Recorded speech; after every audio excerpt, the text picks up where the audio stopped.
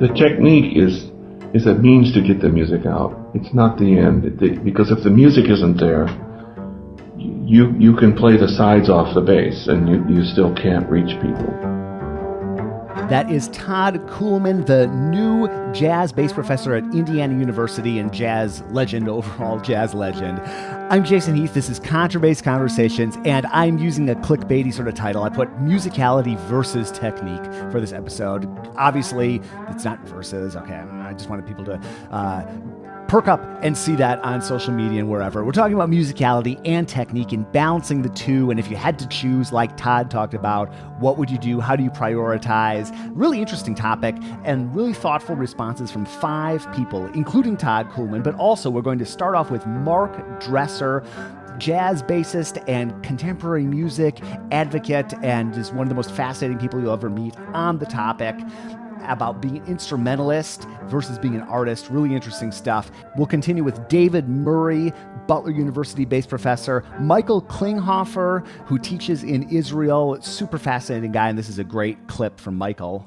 And we'll round it out with Todd Kuhlman and Miles Mosley. Thank you so much to our sponsors. Quick shout out. We're not going to run any ads on this due to the shortness of these episodes, but thank you so much to D'Addario Strings, Upton Bass, Steve Swan, String Bass, A440 Violin Shop, and the Bass Violin Shop. You all rock. You're making this possible. I really appreciate it.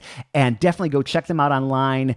Patronize their businesses. They're good folks. They're in this for the long haul, and they're making this whole thing here on the podcast happen. So we'll start off with Mark Dresser, and I start by asking him about his compositional process, but this morphs into a talk more about being an instrumentalist versus being an artist, and being an artist, and how those two complement each other. How do you compose these days, and how has that changed over the years? Like, is it from bass to computer bass to paper to bass? Any way I can. Really? Okay. Yeah, so obviously I play the bass a lot, so if I find a groove that I feel has something for me, I do my best to record it, and I transcribe it. And, sometimes I'm inspired by things in life, titles. I collect titles, things that have usually ironic humor to them that sort of give me some juice. Sometimes I have an idea for a textural thing that I'll just sort of map out in my mind and try to consequentially figure out what would follow next. I'll sing.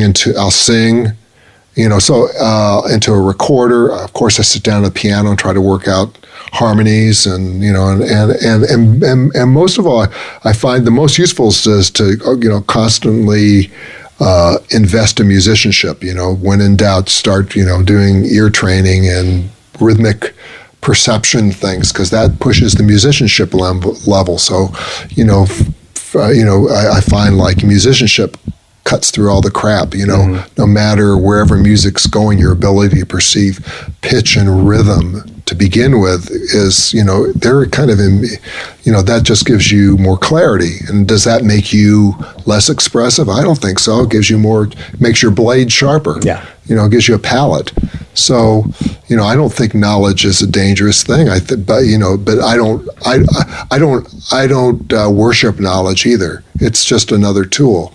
And one of my mentors, Ed Harkins, who's a trumpet player, he said the best use of your intellect is to help analyze your intuition, not lead. And I always thought, wow, there's some wisdom to that. And then, there's lots of, I think about, the importance of things I learned from Bert, who was, really stressed artistry and being a musician and not being an instrumentalist, but being an artist. And so you come to the table where that's emphasized at the beginning. That really changes, how you begin to perceive yourself. So to do what I do might seem like an arrogant space, but this is what to become an artist and to find your own music and find your own space.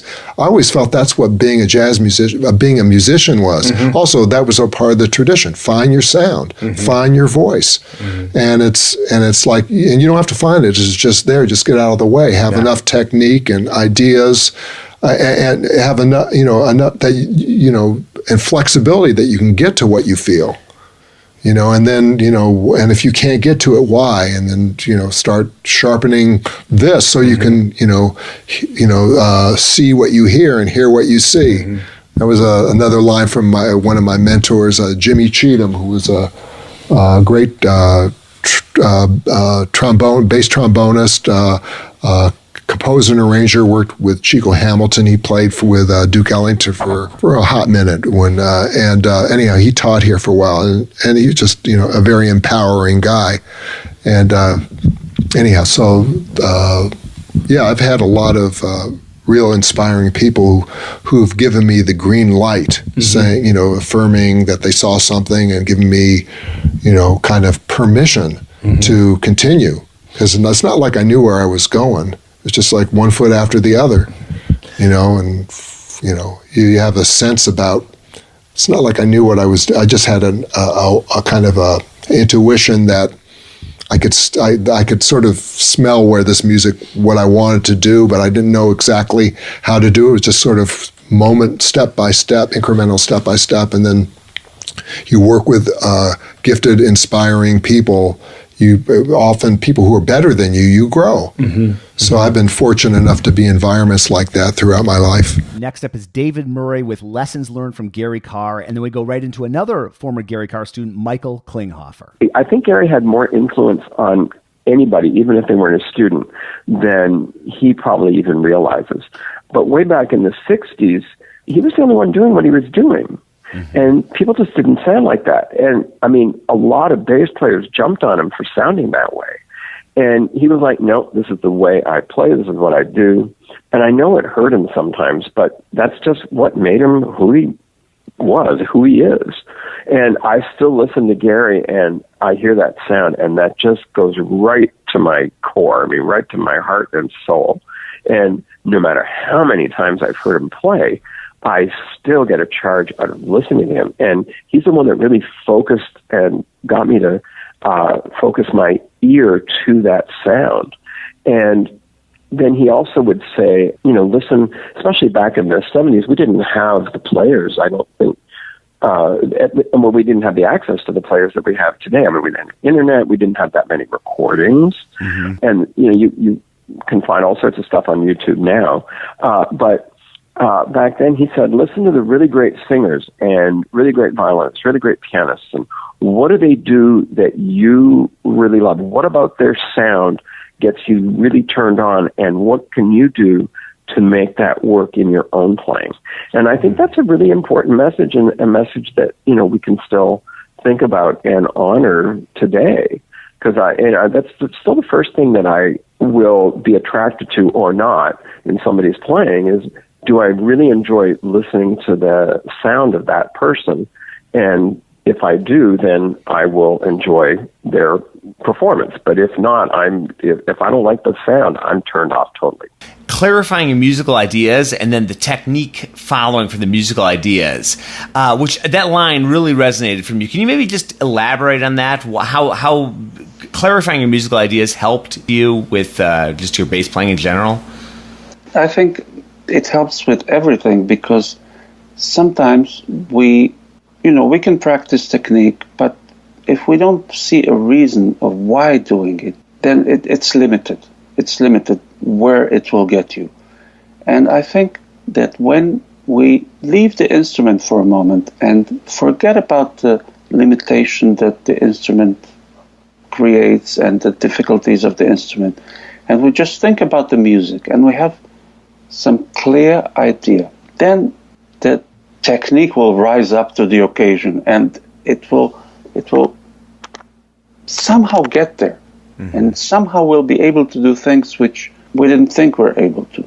Here's something I do, which again, it's not exactly, but it may clarify the point.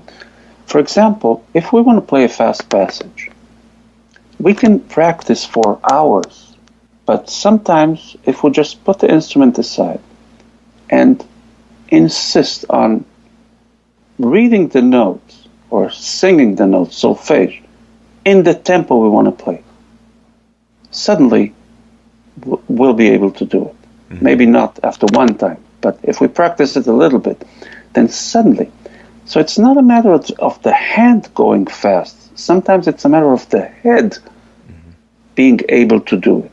So if we just work on the instrument, then, we might get there or we might not. But if we see where the problem is, and sometimes it's not in the hands, it's in our mind. So this just illustrates, it's a simple illustration but it can manifest in phrasing. Sometimes if we sing a phrase in a certain way, many times I will ask students to invent a text to a certain phrase, a text that to learn the music of the rhythm.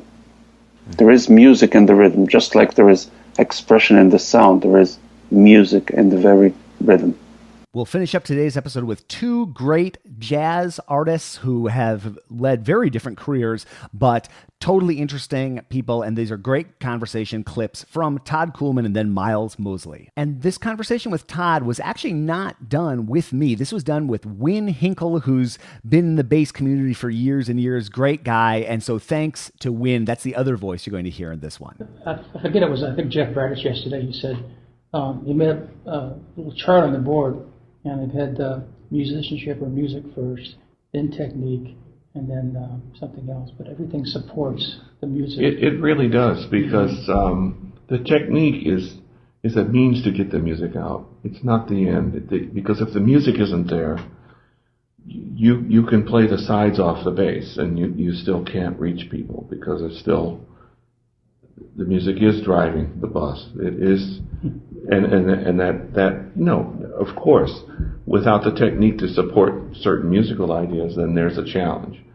But if someone told me that I could have 100% music and 80% technique, or the reverse, I'll take the former, hands down. If you said, well, you're going to have to sacrifice some of your technique to be so musical, I'd say, fine with me. I think it's probably the most important part of any instrument is that in order for you to have any type of creative idea, you need to be technically proficient enough that your body gets out of the way, so that when you have a brilliant idea that's not yours but delivered to you, you can execute it without stumbling over yourself. What I do like about the Vance books is that they were smaller pieces that had a bit more interpretive suggestion to it. That there was space to kind of, yes, you need to execute this technically, but tempo and expression and vibrato, it just seemed really an open way of studying. And, really easy to change the fingerings, and it wasn't as locked down as Roboth, which is trying to teach you by forcing you to do it a certain way and then asking you to do that same thing a different way, which is also beneficial. But to be technically proficient and to truly know the bass from, nut to bridge it starts and stops there for me. I mean, I still have a long way to go, and I have goals that I've set for myself that I'll hopefully reach one day, but I think that it is only through the technical study of your instrument that you can find where the gaps in your playing are and understand the potential of the instrument. That's going to do it for this best of episode. Thank you so much to Krista Copper for going through and cataloging and organizing all these topics. It makes these sort of episodes possible, and I think it's a really cool direction. Thank you also to everybody else involved in Contrabass Conversations. Steve Hinchy, Michael Cooper, our audio editors, Mitch Mooring, who puts these episodes together, and Trevor Jones, who publishes and promotes all of these. Thank you so much. Reach out to me at feedback@contrabassconversations.com. And I am your host, Jason Heath. We'll be back soon with more life on the low end of the spectrum.